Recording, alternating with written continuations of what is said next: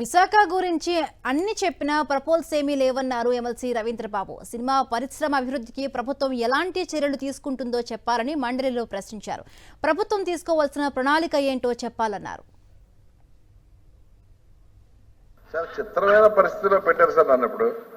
Sir మంత్రి గారు చాలా చెప్పారు. విశాఖపట్నం చాలా అందమైన సిటీ అన్నారు, చాలా బ్యూటిఫుల్ గా షూటింగ్ జరుగుతుంది అన్నారు, చాలా బాగా మాట్లాడన్నారు, నిర్మాతలతో మాట్లాడన్నారు, లెటర్ రాశానన్నారు, పిలిచానన్నారు, రకరకాలుగా పవన్ కళ్యాణ్ గారు కూడా ఉన్నారు. కాబట్టి ఇవన్నీ చేశారు. ఆన్సర్ ఏంటి sir? Is there any proposal with the government to develop film industry Visakhapatnam? No. Any proposal to increase does not arise. If so details thereof does not arise. ఏంటి సార్ ఎంత ఫర్మ్ ఆన్సర్స్? క్వశ్చన్ ఆన్సర్ చెప్తే overall answer ఏమో బ్రహ్మాండం చెప్పారు ఆయన. Return answer ఏంటి sir? నా మీద కోపం ఏంటి సార్ మీకు? కోపం అయితే రిప్లై సక్సెస్ ఇవ్వచ్చు కదా సార్.